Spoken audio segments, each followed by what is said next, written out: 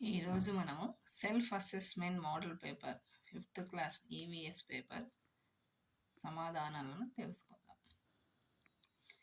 కింది వాటిలో వలసకు సహజ కారణం ఏది?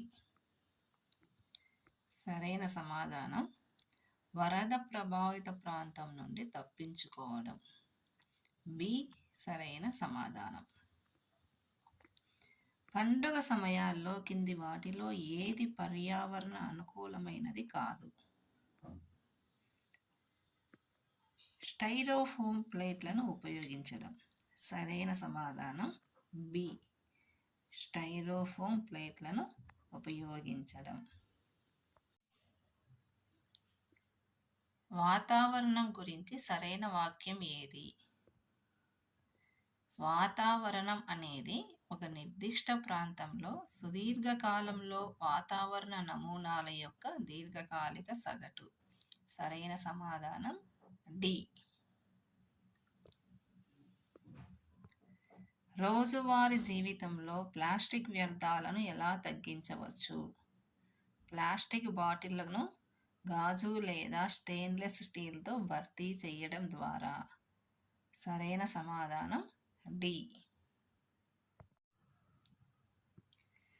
రవి ప్రతి నెల తన ఆదాయంలో కొంత భాగాన్ని పొదుపు చేస్తున్నాడు. ఇటీవల అనుకోని వైద్య ఖర్చులు ఎదురైనప్పటికీ దాన్ని చెల్లించగలిగారు. పై ప్రకటనల ప్రకారం డబ్బు పొదుపు చేయడం రవికి ఏ రకంగా ప్రయోజనకరమైనది? ఇది అతనికి అప్పులు చేయకుండా ఊహించని ఖర్చులను భరించేలా చేసింది. సరైన సమాధానం సి.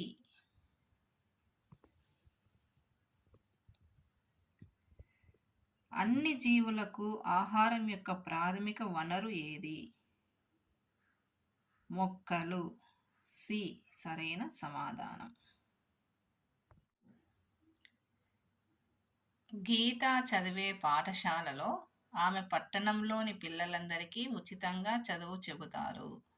పాఠశాలకి అధిక ఫీజులు చెల్లించేంత డబ్బు ఆమె తల్లిదండ్రుల వద్ద లేదు. గీత చదివే పాఠశాల వలె ఉచితంగా చదువు చెప్పే పాఠశాలలు ఉండడం ఎందుకు ముఖ్యం? పిల్లలందరూ తక్కువ డబ్బు ఉన్నవారు కూడా పాఠశాలకు వెళ్ళవచ్చు. సరైన సమాధానం సి. చిప్కో ఉద్యమం ఎప్పుడు మొదలైంది? 1970లో. సరైన సమాధానం బి.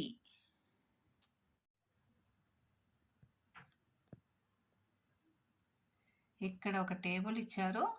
ఆ టేబుల్ను చూసి పొదుపు మరియు ఖర్చును పరిగణలోకి తీసుకుంటే ఏ కుటుంబము తన బడ్జెట్ని సరిగ్గా నిర్వహిస్తుంది? పి సరైన సమాధానం ఏ.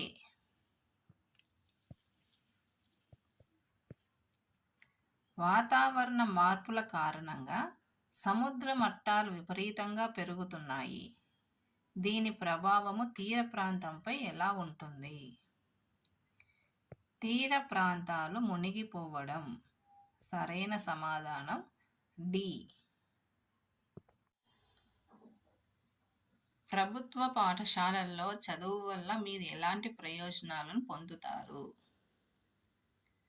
ఉచితంగా పుస్తకాలు, బ్యాగులను ఇవ్వడం, మధ్యాహ్న భోజనం పెట్టడం. ఈ అంశాలను అవసరాలు, సౌకర్యాలు మరియు విలాసాలుగా వర్గీకరించండి. అవసరం సరైన ఇల్లు, అన్నము మరియు కూరగాయలతో కూడిన భోజనం. సౌకర్యం పెద్ద రెస్టారెంట్లో భోజనం చేయడం, సౌకర్యవంతమైన దుస్తులు. విలాసం స్విమ్మింగ్ పూల్ ఉన్న పెద్ద ఇల్లు, డిజైనర్ దుస్తులు.